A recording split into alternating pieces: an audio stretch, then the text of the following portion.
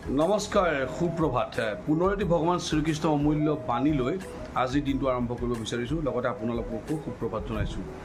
প্ৰতিটো সমস্যাৰ তিনিটা সমাধান আছে আপুনি ধৈৰ্য ধৰক এটা সমস্যা আহিলে ধৈৰ্য ধৰক এৰি দিবলৈ শিকক আৰু নহ'লে নিজক সলনি কৰি পেলাওক দেখিব আপোনাৰ মানে যিকোনো এটা পৰিস্থিতিত বা মানে সমস্যা আহিলে সেই সমস্যাটো সম্পূৰ্ণভাৱে নাইকিয়া হৈ যাব মনত ৰাখিব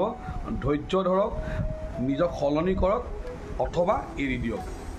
এনেকুৱা কিছুমান কাম মানে জীৱনত মানুহৰ মানে ঘটি থাকে অকল আপোনাৰ বা মোৰ বুলি নহয় বিভিন্নজনৰ মানে হৈ থাকে গতিকে তেনেকুৱা সমস্যাসমূহত এই তিনিটা আপুনি যদি বুদ্ধি ব্যৱহাৰ কৰে দেখিব আপুনি সেই সমস্যাৰ পৰা অট'মেটিকেলি মানে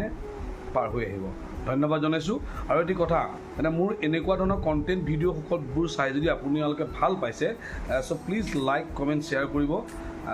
কৰিলে ভাল লাগিব আৰু পুনৰ আহিম ধন্যবাদ